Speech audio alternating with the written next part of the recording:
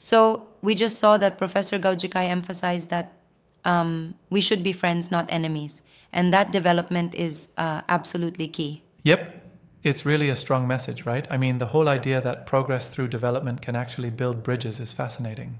Exactly. And what's really interesting is that he delivered that message in Manila during the forum, which was all about safeguarding peace and security in the Asia Pacific region. Yeah, right. And the forum wasn't just any event. It was organized jointly by the Chinese Embassy here in the Philippines and the Philippine China Understanding Association, which kind of shows a real effort to bring dialogue between the two sides. Absolutely. And the setting itself is significant because it shows how soft diplomacy, like fostering friendship, can sometimes be more influential than confrontation. It really flips the usual narrative, you know. Instead of clashing over differences, it's like let's focus on progress and shared security. Yes, it's like, why waste energy on hostility when both sides could benefit from development? And really, development drives peace, right? Right. Absolutely. And considering the current dynamic issues in the region, this approach could be a game changer, but I wonder, can it realistically overcome deep seated tensions? That's a good point. I mean, his message is so optimistic, friends instead of enemies. But there are some critics who might say it oversimplifies issues that have long histories beyond just, economic development. Sure, exactly. It almost feels like if we just develop enough, all problems will vanish. But history tells us that while development is crucial, there are political, cultural, and security layers to consider as well. Right. But then again, isn't it also a call to reframe the narrative? Instead of focusing solely on divisions, it's like, let's look at what can unify us. Progress and mutual interest, to a degree, can be powerful motivators for change. Yeah, I get that. But don't you think there's a risk that such an approach might gloss over some genuine grievances? For instance, while promoting development sounds ideal, it might sidestep how to balance power responsibly in the region. True, true. Though I feel like he wasn't exactly naive. He clearly understands that development on its own isn't a magic wand, but a necessary condition. And by emphasizing friendship, he hints at the importance of dialogue and trust building. Right. And let's not forget the broader context here. The forum's theme was about protecting Asia Pacific peace and security, which implicitly addresses issues like territorial disputes and regional instability. Yes, exactly.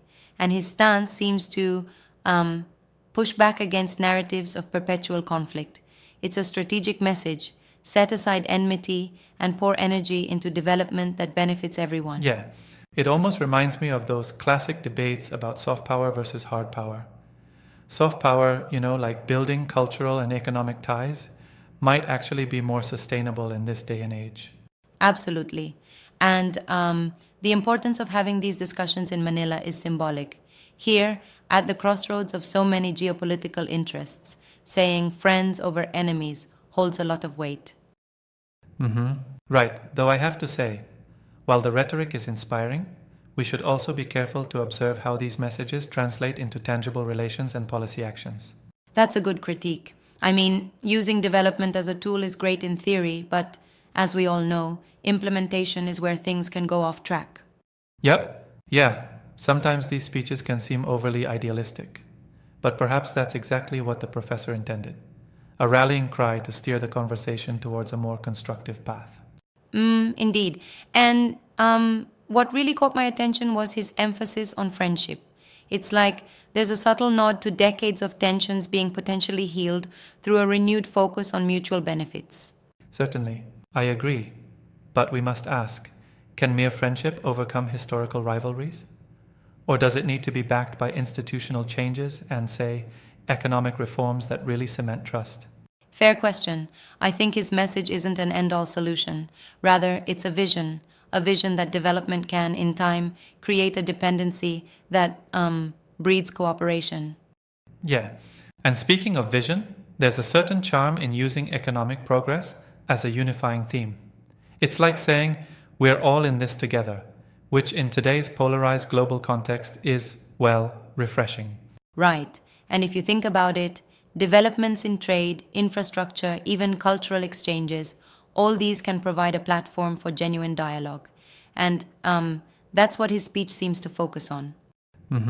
Exactly. And when we look at the video's description and the forum's positioning, it clearly is trying to direct attention away from conflict and highlight cooperative security in the region.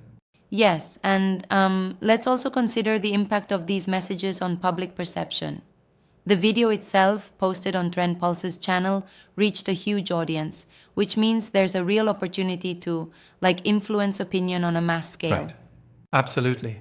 And yet, I'm a bit curious about how various audiences receive this. In the Philippines and in China, for example, the political stakes are different. Do you think both sides can equally embrace this message? That's the million-dollar question. I mean, the sentiment is universal, but the context is messy, you know? One side might see it as opening up, while the other might worry about vulnerability and giving up a strong defensive stance. Precisely. And although the professor champions development as the key, there are layers of skepticism when past policies and current ambitions aren't fully aligned with such friendly intentions. True, true. But maybe that's why his appearance in Manila is so strategic. It's like sending a message embedded with both hope and caution, urging dialogue, but not ignoring the real politic that exists. Yep. Yes, it's almost a balancing act between idealism and realism. And his choice of language, we should be friends, not enemies, is both an invitation and a challenge to adopt a more constructive dialogue. Absolutely. And the focus on development suggests that he sees economic progress as the common denominator that can drive both political and social change. I like that perspective, though I wonder if there's a risk of underestimating other elements like cultural identity or political sovereignty that might not be as easily reconcilable through development alone. That's a valid concern. It's certainly not a panacea, but maybe the approach is to foster enough interconnectedness so that even if differences remain, they are less likely to escalate into conflict. True. Yeah, and it reminds me a bit of how global trade and shared industries have historically reduced the likelihood of conflict between major economic partners. Exactly, that's a neat analogy. It's like when two neighbors start sharing resources, they begin to see each other less as threats and more as collaborators. Right. And that's, I think, the heart of his message. Development creates mutual dependency, which in theory promotes peace and security. No argument against that idea, but its success really depends on the political will on both sides. Certainly, and while there might be challenges in operationalizing such a vision, the emphasis on dialogue, friendship, and mutual development, at the very least, pushes us to rethink how we approach international relations. Absolutely, and it definitely gives us a lot to ponder. It's a call, maybe, for a more cooperative future, even if it's not an overnight solution. Yep, a future built step by step on common ground.